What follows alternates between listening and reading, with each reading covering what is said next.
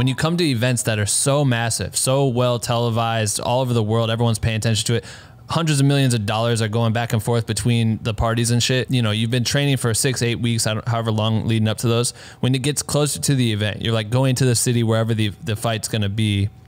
What are you doing to prepare photo wise, making sure that you're getting moments for him and the training, but also preparing to shoot the actual fight itself? How do you prepare for that? And any tips that you could provide to photographers that get into that arena? When it comes to that, I try and look at it. So I have two setups. I always carry two cameras. So I've got my A7R Mark III, and then I've got the A9.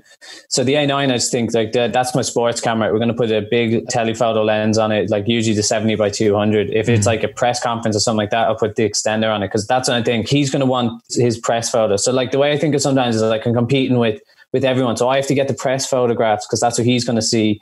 So I want my pictures to be able to stand up right beside the press photographs. But then I also want to get the fly on the wall, the documentarian pictures. So I throw the zoom lens on to try and get the press photograph. So you want like where they're squaring up to each other, where they're standing on the scales. So you want to be in the press pit for that. Then I always so I make sure I just get one or two of them. So I'm like, right, that's checked off. He's going to have his Instagram posts. He's good for that point. So then I try and move around and try and capture the feeling of the energy of the arena. Like people say, like, you've never been to a fight till you've been to a Conor McGregor fight. The atmosphere at them is just electric. It's crazy. So I try and really capture that within my pictures. So I move around into the crowd, try and get crowd shots. When it was the Floyd fight, we had a lot more free reign. We could go wherever we want and do whatever we want, because like no one was really sure who was in charge. So like there was like the boxing, there was UFC, there was Conor, there was Floyd. So like no one was really sure who was and wasn't allowed places. So like, oh yeah, I'm with Conor. They're like, oh, he's with Conor.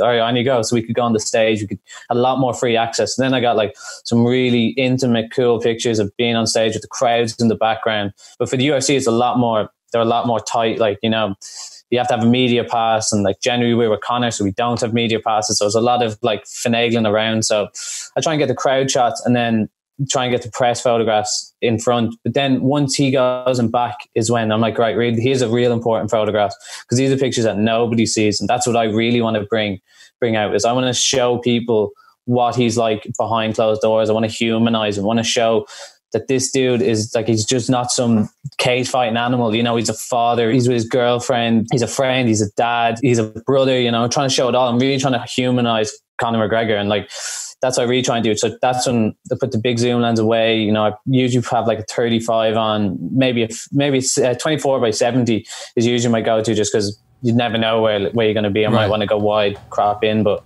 generally I like to have a 35. That would be my favorite lens. So that's really when I try and get on and try and just be a documentarian, and try and like, I don't really like, if he wants to take a picture, I'll set it up and, you know, move him and we'll like have the lighting nice, but I really try and sit back and let the story tell itself. As soon as we're finished, he's like, send me the shots.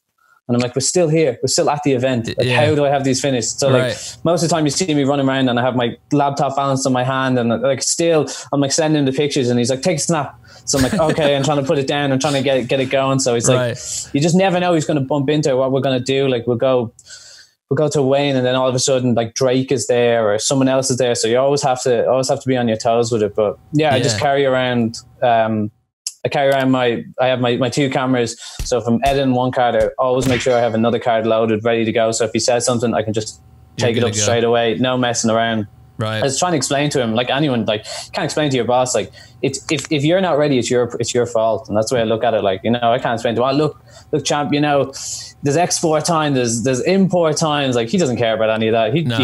I'm there to take pictures and take the pictures, Dave. Thanks for listening to this clip. Make sure to listen to the full interview, which is available on Apple Podcasts, Spotify, YouTube, and wherever else you listen to podcasts. Hit the subscribe button for more highlights and join our Black with No Cream private community for creators. Links in the description.